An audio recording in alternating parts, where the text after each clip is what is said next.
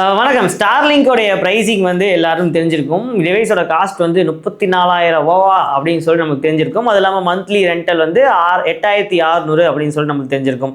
இந்த பிரைசிங்லாம் நமக்குலாம் செட் ஆகாது, அப்படி ஜியோ தான் டாப்பில் வருவாங்க, நம்ம வந்து இதெல்லாம் கண்டுக்கவே மாட்டோம் அப்படின்னு சொல்லிட்டு இருக்கிற சமயத்தில் இதுக்கு முன்னாடியே இந்த பிரைசிங்லாம் லிஸ்ட் ஆகிறதுக்கு முன்னாடியே இந்தியன் கவர்மெண்ட் ஸ்டார்லிங்க்கு மட்டும் இல்லாமல் சேட்டலைட் இன்டர்நெட்டுக்கே ஒரு செக் வச்சுருக்காங்க. அது என்ன அப்படிங்கிறது தான் இந்தியாவில் நான் பார்க்க போகிறோம்.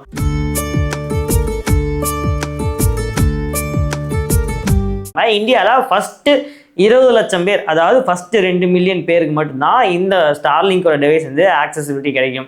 இது ஏன் இந்த இந்தியன் கவர்மெண்ட் அவங்க வச்சிருக்காங்க அப்படிங்கிற ரீசன் என்னன்னா ரொம்பவே சிம்பிள்.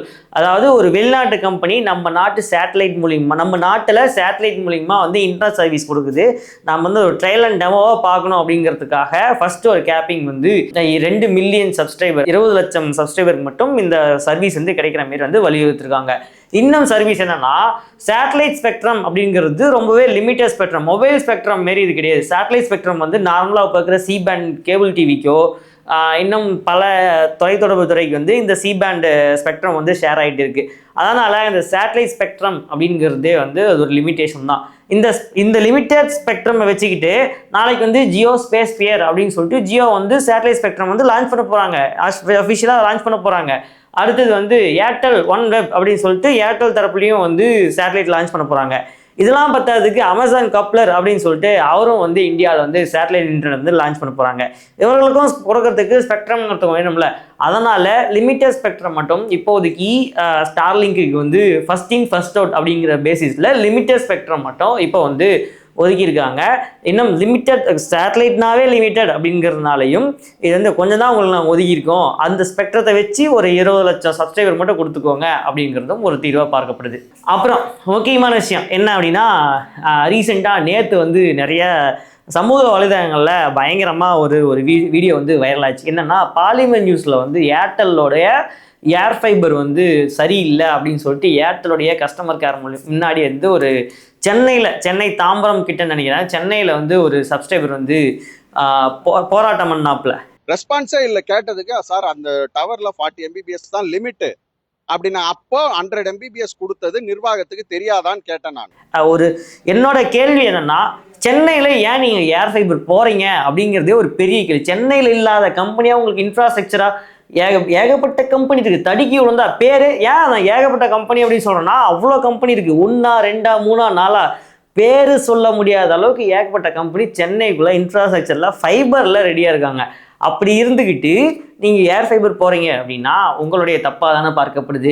இந்த இந்த இந்த சிமுலேஷன் வச்சுக்கோங்க. சிட்டிக்குள்ளே எவ்வளோ இன்ஃப்ராஸ்ட்ரக்சர் வச்சுக்கிட்டு நீங்கள் ஏர் ஃபைபர் போகிறீங்கன்னா ஒரு டைலாக் சொல்லுவாங்களே, எவ்வளோ எகத்தால் இருக்கும் உனக்கு அப்படின்னு சொல்லிட்டு, அந்தமாரி தான் ஒரு சிட்டிக்குள்ளே இவ்வளோ இன்ஃப்ராஸ்ட்ரக்சர் வச்சுக்கிட்டு ஒரு கஸ்டமர் வந்து ஸ்டார்லிங்க் மட்டும் இல்லை, ஒரு சேட்டலைட் இன்டர்நெட் யூஸ் பண்ணக்கூடாது. ஏன்னா இது இன்ஃப்ராஸ்ட்ரக்சர் வேஸ்ட் இல்லை, இவ்வளோ தூரம் கஷ்டப்பட்டு ஒயர் அடிச்சுட்டு போயிட்டு இவ்வளோ இன்ஃப்ரா நான் டெவலப் பண்ணியிருப்பேன், நீ முழு சேட்டலைட் மூலிமா வந்து நீ வந்து சர்வீஸை வாங்கிக்குவியா, அப்போ என்னோட இன்ஃப்ரா வேஸ்ட்டு தானே அப்படிங்கிறதுனாலையும் சிட்டிக்குள்ளே வந்து இது வந்து லிமிட் பண்ணும். காட்டுப்பகுதி ரொம்ப வில்லேஜ் ஏரியாவில் மட்டும்தான் இது கிடைக்கிற மாரி கஸ்டமர் கொண்டு போகணும் அப்படின்னு ஒரு லிமிட்டேஷன் வைக்கணுங்கிறதுக்காகவே ஸ்டார்லிங்க் வந்து இந்தியாவில் லான்ச் ஆகும்போது 20 லட்சம் 2 மில்லியன் சப்ஸ்கிரைபருக்கு மட்டும் தான் கிடைக்கிற மாரி ஒரு கேப்பிங் வச்சு லான்ச் பண்ணியிருந்தாங்க.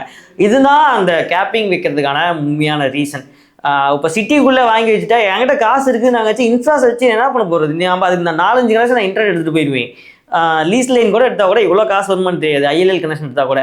அடுத்தது நம்ம கவர்மெண்ட் வந்து சேட்டலைட் இன்டர்நெட் அப்படிங்கிறதுக்காகவே ஒரு செக் வச்சுருக்காங்க. ஸ்டார்லிங்க் மட்டும் இல்லை, எல்லா இதுக்குமே பொருந்தும். இந்தியன் டெலிகிராம் ஆக்ட் 2023 எக்ஸ்பயர் ஆகும்போது நம்மளுடைய கவர்மெண்ட் வந்து இன்டர்நெட்டை வந்து சேட்டலைட் இன்டர்நெட் வந்து அப்டேட் பண்ணாமல் விட்டாங்க. அதாவது சிம்பிளாக ஒரு டைலாக் சொல்லுவாங்க தெரியுமா, மாப்பிள்ளையோட சீப்பை ஒழிச்சு வச்சுட்டேன் எப்படி கல்யாணம் நடக்கும் அப்படின்னு சொல்லுவாங்களா, அதுமாரி சர்வீஸ் அப்படிங்கிற கேட்டகரியில் இந்தியன் டெலிகாம் சர்வீஸுங்கிற கேட்டகரியில் இந்த வந்து சேட்டலைட் இன்டர்நெட் வந்து இந்தியன் கவர்மெண்ட் கொண்டு வரல. சரி, சர்வீஸுங்கிறதுனால கொண்டு வரல, இதனால் என்ன அப்படின்னா அதில் தான் மேட்ரே இருக்குது. இப்போ நாம் யூஸ் பண்ணக்கூடிய ஜியோ, ஏர்டெல், வோடாஃபோன், ஃபைபரு எல்லாமே வந்து சர்வீஸ் கேட்டகரியில் வரும். இந்த சர்வீஸ் கேட்டகரியில் வரும்போது அவர்களுக்கு நிறைய சலுகை கொடுக்கப்படும். உதாரணத்துக்கு இப்போ கேபிள் டிவி இண்டஸ்ட்ரி இந்த வருவாங்க, இந்த ப்ராட்பேண்ட் இண்டஸ்ட்ரி எல்லாமே வந்து சர்வீஸ் கேட்டகரியில் வரும்.